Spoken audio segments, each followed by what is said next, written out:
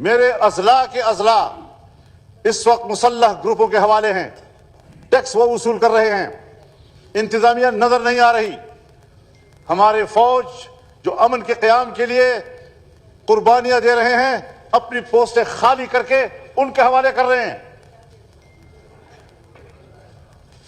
جس ضلع میں میں رہتا ہوں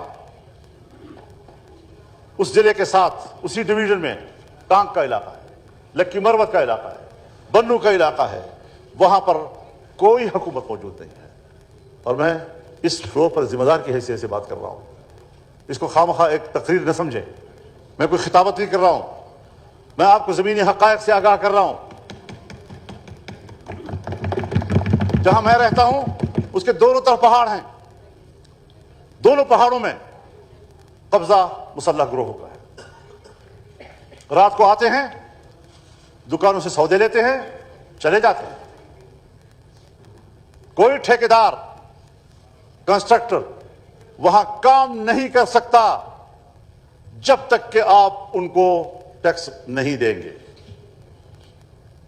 ہم جب یہاں سے بجٹ پاس کرتے ہیں تو مجھے اب یقین ہو رہا ہے کہ ہم جب یہاں سے بجٹ پاس کرتے ہیں تو اس بجٹ میں ہم 10% ان کا حصہ رکھ کر پاس کرتے ہیں، اور جو ہی یہاں سے پیسہ فیلڈ میں جاتا ہے وہ اپنا 10% حصہ وصول کر کے چلے جاتے ہیں۔ کوئی رکاوٹ ان کے لیے نہیں ہے۔ تمام سرکاری آفیسر زندہ رہنے کے لیے ان کو ماہانہ بھتے دیتے ہیں۔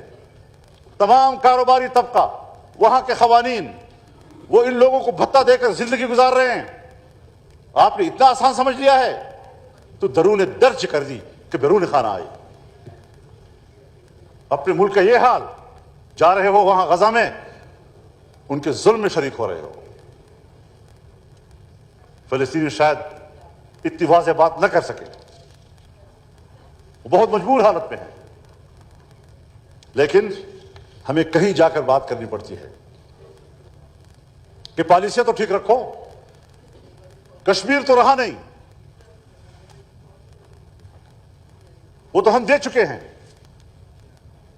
70 سال ہم نے ان کے خون پر، ان کی عزتوں پر، ان کے ناموس پر، اپنی بہنوں کے ناموس پر ہم نے سیاست کی، اور آج خاموش ہو کر ہم نے چھوڑ دیا ہے۔ کیا اس کی تحقیق نہیں ہونی چاہیے؟ اس کے پس پردہ محرکات کو ہمیں آگے نہیں لانا چاہیے؟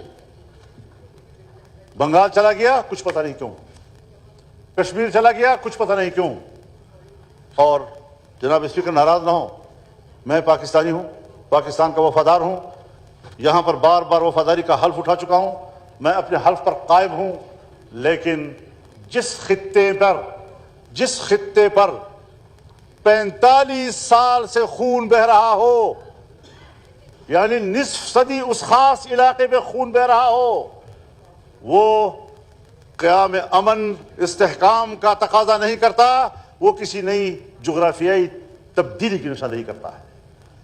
تو بتا دو کیا ارادے ہیں اس ملک کے لیے، کیا ارادے ہیں ہمارے لیے، کیا ارادے ہیں پشتونوں کے لیے، کیا ارادے ہیں بلوچوں کے لیے، کیا ارادے ہیں ان دو صوبوں کے لیے، ہمیں واضح کر دیا جائے۔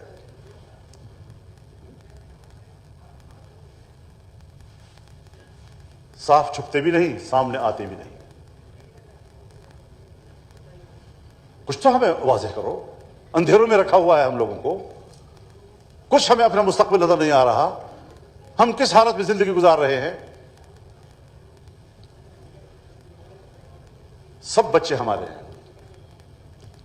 میرے گھر کے لوگوں تک محفوظ نہیں رہے، میرے بچوں تک محفوظ نہیں رہے،